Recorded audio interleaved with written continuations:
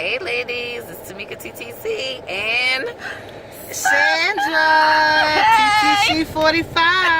Hi. So I'm in Chicago for work and Sandra lives in Illinois and we made it happen, y'all. We made it happen. Yes, we did. We made it happen. We made it happen. So we're not in Chicago right now.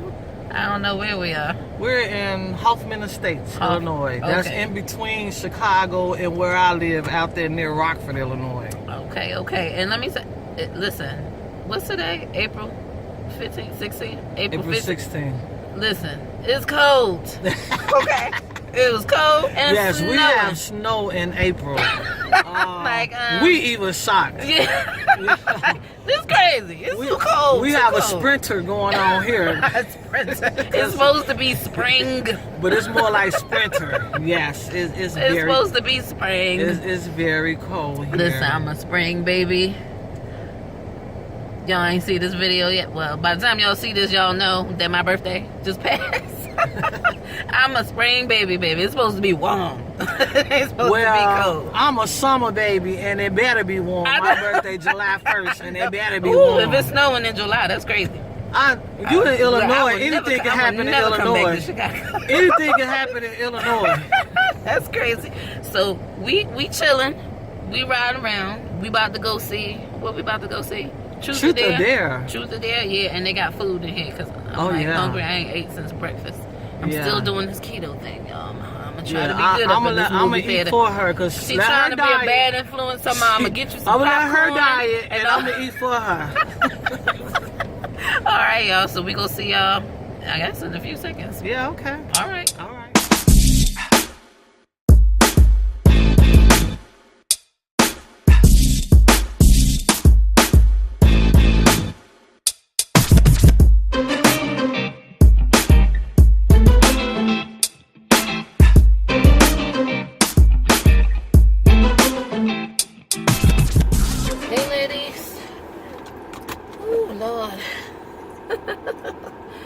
It is April 20th. I am back home from a very traumatic trip back from my business trip and seeing Sandra TTC 25. And I am leaving my primary care physician's office. Actually, turn this way. And I'll let you guys know what is going on. So, it has been a very busy past few days.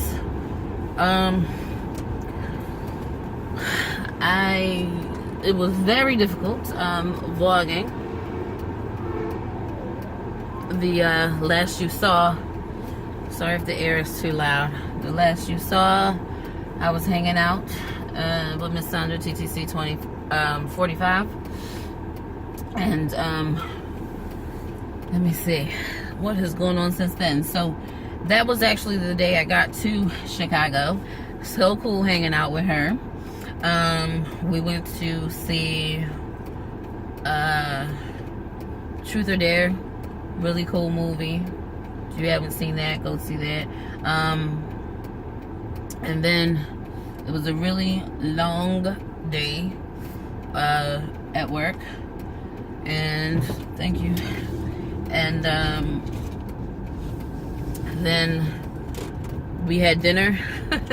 And then I went back to the room. It was probably like 10:15 Chicago time, which is an hour behind my regular time. And I fell out. I just fell out. And slept until the next morning. I mean, I did nothing. I didn't even open up a laptop, nothing. I was so beat. Then the next day, another long day, working lunch included, long day of meetings. And actually, the first day I had to give a presentation towards the end. It was a little difficult because I was texting with my niece even before I left. You guys know I was just in Philly. I stayed with my niece a couple of days. I stayed with my BFF a couple of days, and you know, my niece, there's 2 cats at her apartment. One is her cat, one was her mom's cat. You know, my sister passed away a year and a half ago. So, my sister's cat had lost a lot of weight, and I told her that, you know, he was pretty much skin and bones. He needed to go to the vet. And so, you know, she just didn't have the money right away to take him to the vet. So she finally took him to the vet this past Tuesday, because she said he was starting to be lethargic and not really walking, having trouble standing. And so she took him to the vet. I was thinking maybe it was his kidneys. Turned out the cat developed diabetes, lost all his weight. Even if he wasn't as sick as he was, probably would have been best to put the cat down, because you know, my cat Sky has diabetes. It's very expensive to maintain, and it's not something that my niece would have been able to do on her own. So that would have been a bit much for her. So, but in addition to him having the diabetes, he also had an infection in his feet, possibly due to the type of litter that she was using. Maybe he got a cut on his feet because the litter wasn't like fine. So he was in pretty bad shape, and so she put him down. And I got that news probably an hour to a half hour to me having to give my presentation. And it's kind of funny because I was sort of sitting at what we call the kids' table. It's a big conference room, but there's a lot of us. There's about almost 20 of us.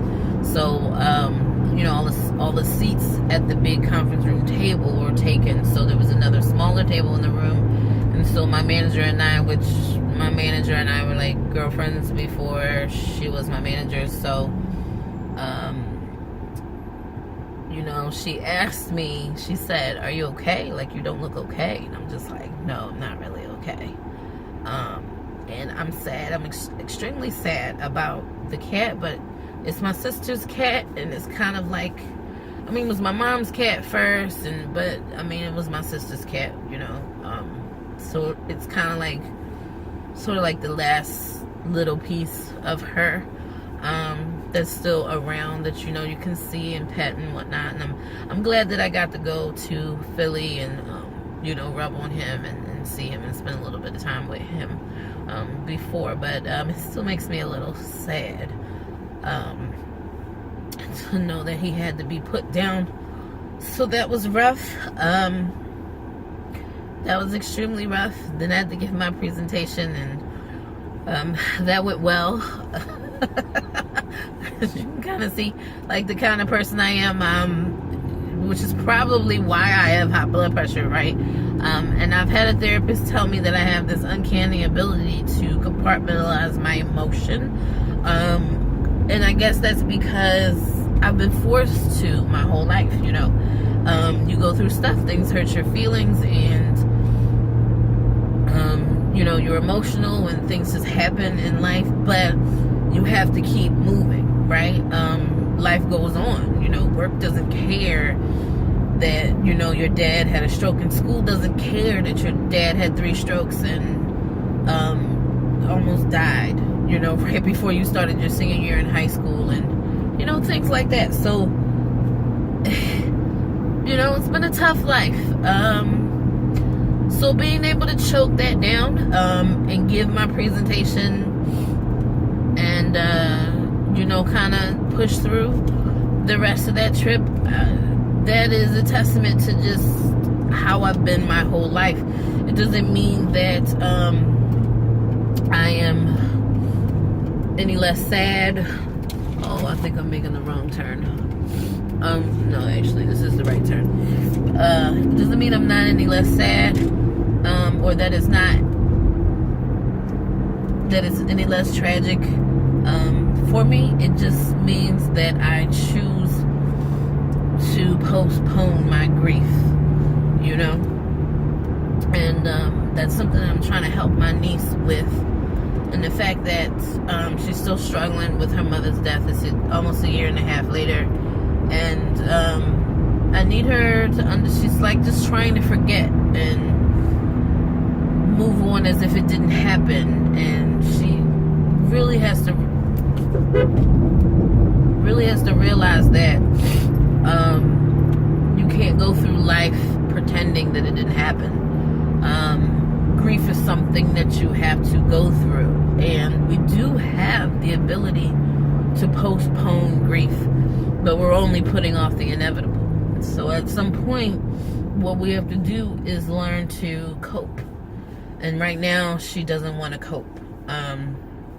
She'd rather just pretend that it's not happening.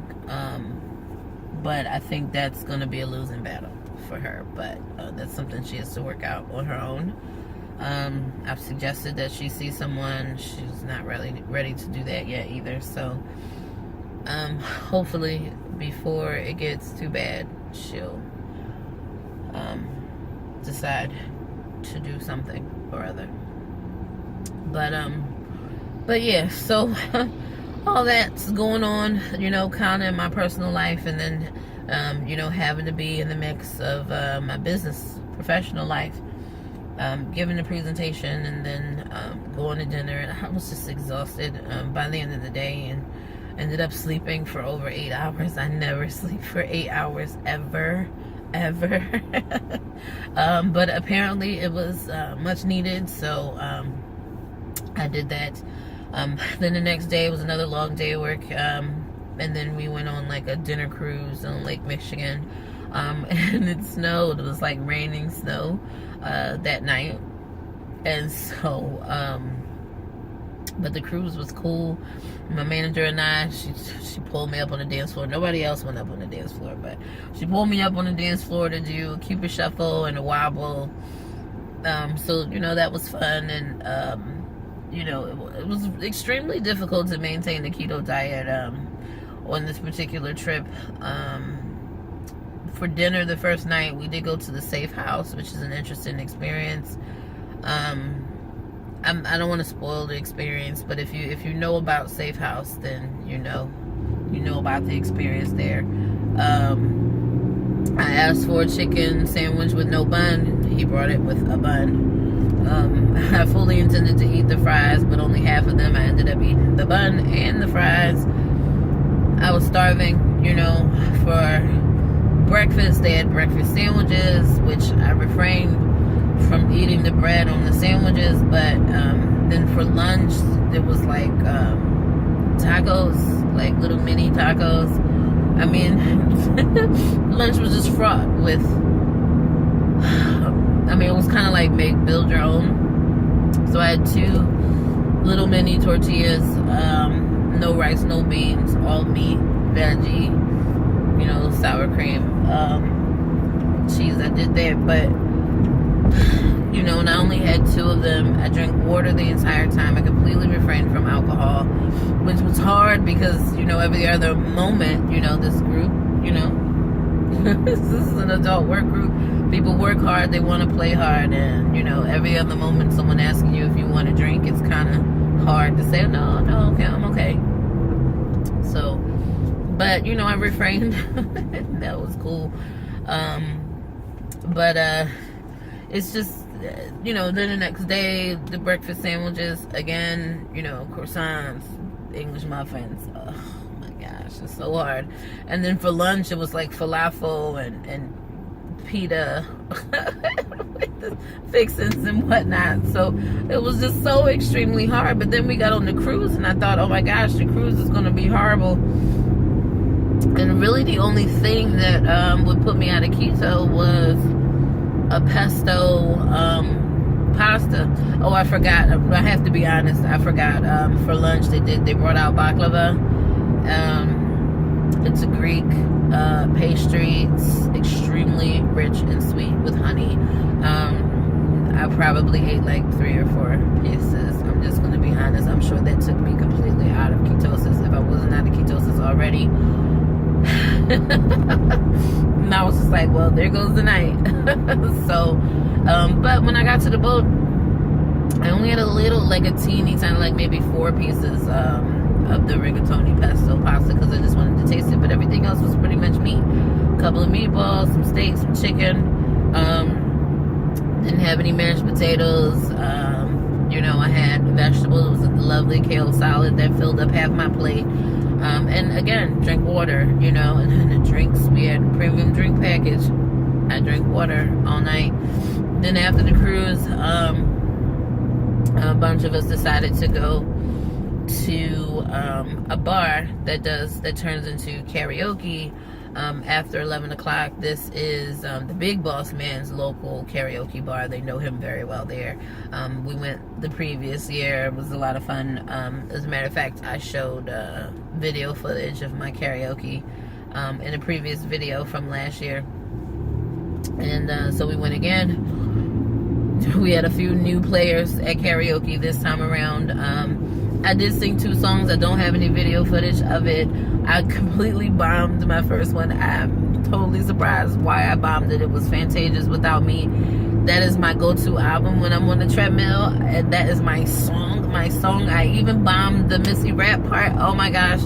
I'm just like, I cannot believe I can't. Like, I got the whole entire first verse and I was fine. And then it kicked off to the chorus and I couldn't pick up the chorus and I just lost it from there.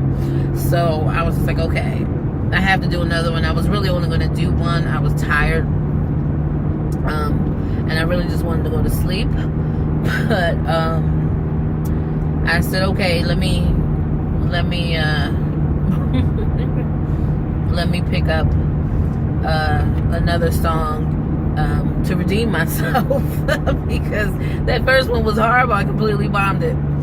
So and the guy who runs the karaoke is like an older dude. He is so funny. People saying one of my coworkers did a In the Jungle, a Weem Away. He did that song. And I mean, he pulled out these little lion puppets. He is funny. Like he'll kind of like be background to like the karaoke singer. Like he'll play air guitar, or he'll put on like these light up glasses, or he'll have like a fake piano, that kind of thing. So he's like really cool. And he always says something after everybody's performance that's really funny too. So it's a really cool karaoke spot. So when I did my second song, which was 702's where my girls at, which I completely smashed. I wish I had video of it. His comment was, and that proves a bunch of alcohol does give you improvement, or something along those lines. I'm just like, oh my gosh, I didn't even have anything to drink. But anyway, a good time was had by all. And then I didn't get back in until I think it was probably 3 o'clock Chicago time by the time I got back to the hotel. And then we had to be back in the office 9 o'clock the next morning. So that was rough, and we just had like a half day. So we had the half day. I had a couple of meetings after, and then I ran off to go catch my flight, which was at 4 o'clock Chicago time. But my Lyft driver didn't decide to take another route that didn't involve creeping traffic. So it took like an hour to get to the airport, and I thought I was going to miss my flight. But as I was looking to see if the flight, was boarding yet, it turned out the flight was canceled. So I'm like, great. Absolutely great. So, don't know why it was canceled. Wasn't even sure if they just canceled me, because I hadn't checked into security yet. But it turned out the entire flight was canceled. So when I got there, I went to the desk. The only thing she could do was put me on a flight that I literally had to run to. That instead of getting into Orlando at 7:30, would get me into Orlando at 12:24 in the morning. So I had the longest flight from Chicago back to Orlando in history, right? So this flight went from Chicago to Minneapolis to Baltimore, then to Orlando. And fortunately I didn't have to switch planes, but I couldn't get off the plane either, because as soon as the plane lands in deplanes, they clean it up, they board the next flight. So imagine me in the morning. I had breakfast. Thank goodness I actually ate the bread. We had Panera. So I had a spinach, it was like a spinach avocado sandwich, some kind of multi-grain bread. But I ate the bread. And but thank goodness I ate the bread, because I probably would not have made it through the day, because they did not serve lunch because we were done. It was only a half day, and when everybody went to go get lunch, I couldn't, because I had a customer meeting that I took. And then I was waiting for them to come back so that I could say goodbye and then head to the airport early so I could grab food there. But they didn't come back to where I was. They all went to another area. So it was just like, okay. And then I ended up having to take a second meeting. And then I was like, okay, after this meeting I have to go. So I'm rushing to the airport. I have to pee. I seriously have to pee before I leave. But I have to pee. But I'm rushing to the airport, so I'm just like, okay, I can hold it, whatever. And then on this hour-long ride to the airport, I'm basically gearing myself up to miss my flight. And then find out that the flight is canceled, have to run to the next flight that I get booked on. So no time to go to the bathroom, no time to get anything to eat. And so that flight, thank goodness it was only an hour to Minneapolis, but that also meant I couldn't get off the plane. So I can't get off the plane to get anything to eat. It's short flights. They're not serving meals, they're just serving salty snacks. I don't want those. Not to mention I was extremely tired, so I slept each flight. So I missed the snacks and drinks, right? I'm sleeping when they're passing them out. So there are none. So I have no water. I had to pee. I've only had breakfast. It's now 4 o'clock. I board this flight. We leave, we get to Minneapolis. We land there. Now I can finally pee, but I have to pee in the airplane bathroom, which is like this big. Like literally enough room to stand in and rotate. So I pee, come back out, get in my seat, they board, we head off to Baltimore, and then that flight lands, another half hour or so, they board, and then we finally land in Orlando at 12:24 a.m. I'm starving. I've had nothing to eat, nothing to drink, and so I took myself to Steak and Shake. Now, what's funny is, so I didn't get home until like 2 o'clock in the morning, and my appointment with the primary care physician was at 9.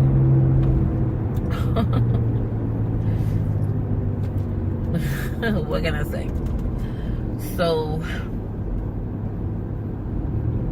that's that, right?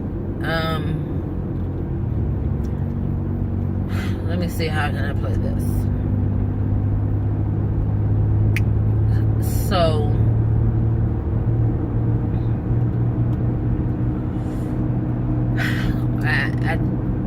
when I got in, I had to pee. So I used my keto strips. It looked like I had traces of ketones, like very faint traces of ketones. But from what I had from Steak and Shake, which was water, but I had a burger with a bun and I had the fries. So by this morning, when I took my ketones, it was completely negative. So like completely negative. Like I killed whatever ketones I had. So I did manage to get up this morning. My right hip is killing me from being on the flight so long. But I did manage to get up this morning and walked on the treadmill before going to the doctor's office. I lost 7 pounds since being since my last time at their office. You know, my blood pressure was definitely better, but still borderline. It needs to be better. So she did up the dosage. So now on the methyldopa, I'm up to 2 days a week now. I had to talk with her. This isn't the same doctor that I talked to before, because it's a practice. There's multiple doctors. You kind of just see who you can see, unless you make an appointment with a specific doctor. And I was trying to get in as soon as I could because I wanted to get some more blood work ordered. So she wasn't sure. She said it usually takes 3 months for an A1C to really see a difference in an A1C, but she ordered the blood work anyway. So you know, I have my LabCorp order. I talked to her about the Trulicity that the RE gave me and prescribed, and she said, you know, where my A1C is, that is classified diabetic, type 2 diabetic. However, I'm like just over the line, right? I'm not like extreme diabetic. So she said, I don't think you need the extreme medicine. You know, she's like, I don't think you need the extreme med like the Trulicity. Definitely, she said every medicine that you would take for your sugars would be secondary to metformin. And she said that looking at my numbers, I am literally just over. I just need a little help. I'm definitely going in the right direction diet wise. You know, the weight is coming down. So she said that metformin in high dosages you get the bad side effects, but in low doses, you know, you don't usually see that. So she said we can just start you at a really low dose, and see if that gives you the bump that you need. All the other medicines are really good. And then she looked up the Trulicity and saw what class it was. She said it was a class C medicine or something like that. I mentioned before that my acupuncturist has indicated that she didn't care for Trulicity based on the fact that it wasn't a class 1 or class 2 med, and the fact that I'm trying to get pregnant. And so this doctor felt the same way, that the class that Trulicity is in, that it, you know, it's not proven to not do anything in pregnancy. So it's not something that she would want to see me on if I were pregnant.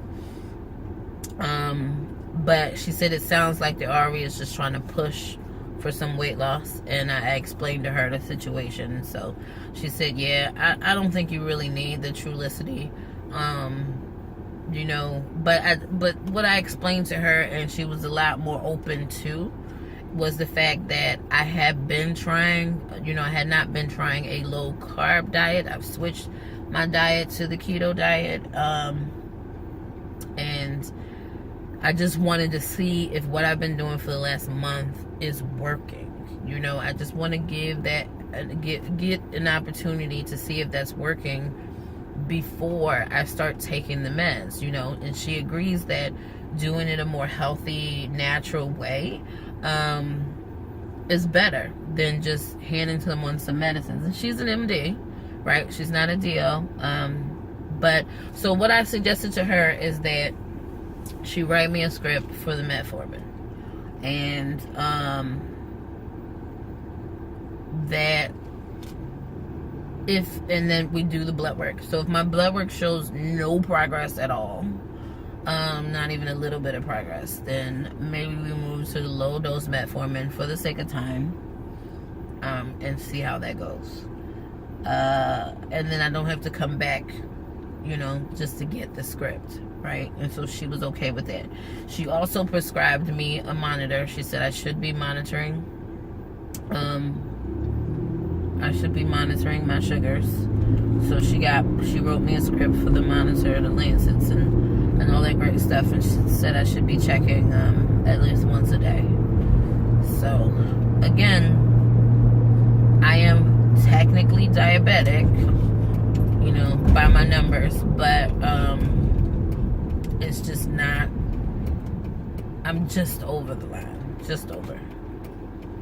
And so, you know, she's like, well, what's the goal? And I'm like, he just wants it under control, right? Obviously, I shouldn't be diabetic. So, I think he would just rather see me on something that he knows, instead of working with something that he doesn't know. So, that's what's going on. And I know this is kind of a long video as I made my way back home, but I just wanted to give you guys the up and up on what's been going on the last few days. But I'm home now. And that's pretty much it. So yeah, so you got the highs and the lows of the work trip. And then what just happened at the doctor's office. So I see the RV again on the 25th. So I see him in basically 4 days. I'm out of ketosis now as of this morning. I think it'll probably take me 3 days to get back there. My weight, the doctor's scale was 246. My weight before working out was like 247.8. After working out, I was 246 even. But I do have a lot of water retention from flying. So I know my true weight is actually a lot less than that. I mean, the swelling in my ankles and stuff right now is kind of crazy. So, and I feel my body just feels waterlogged. So I'm hoping that with the dry brushing that I was able to do after my shower today, I don't take the dry brush when I travel because I'm always scared I'm going to leave it. But hopefully the dry brushing will help flush some of the extra water that I'm carrying right now. As well as, you know, continuing to drink more water, get back to my keto diet,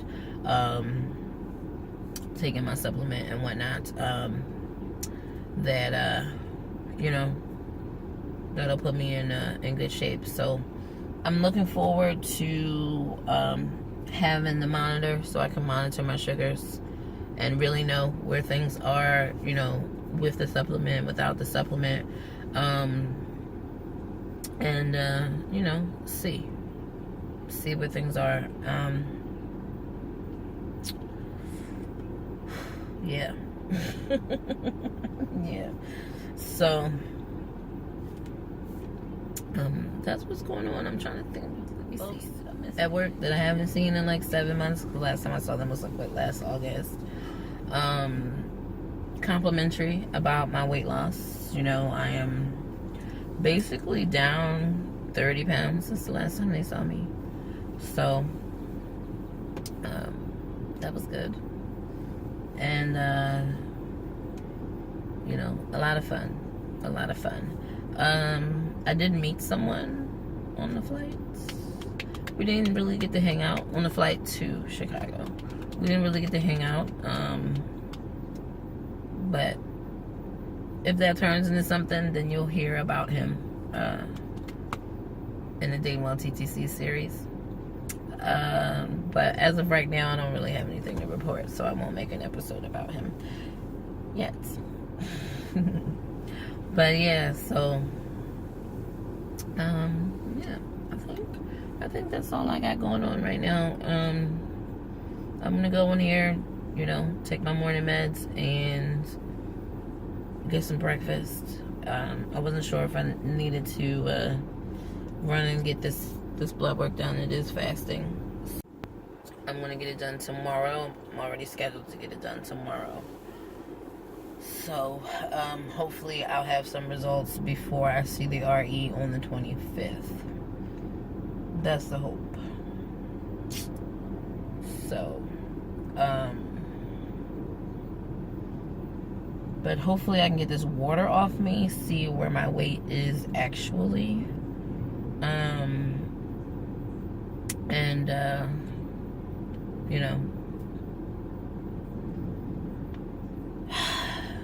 see if I've made it below 240, because I kept saying that I know keto is working when I get below 242, right?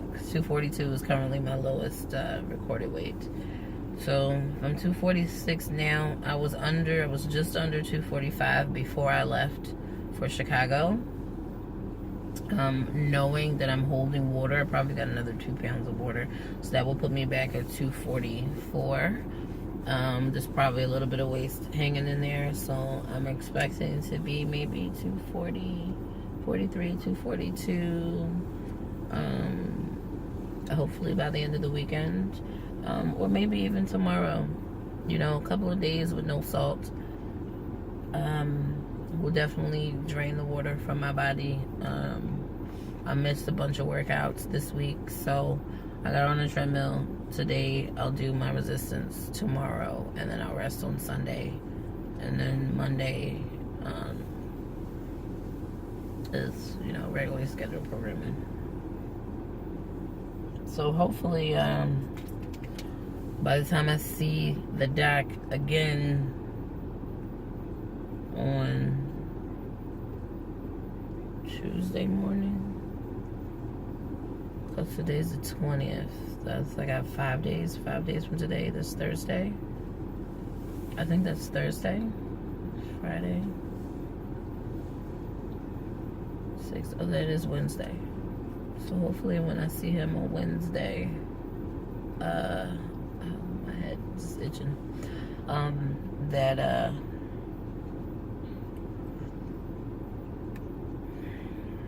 I will have some results to show him from these past 2 weeks, and I can tell him I didn't take his stupid Trulicity, and explain to him why. But yeah, so now I get to write a nice little email to my acupuncturist and fill her in on what's going on with the primary care physician, and let her know that I did ask for the metformin in the event that the blood work shows. In the event that the blood work shows that it's not working. So,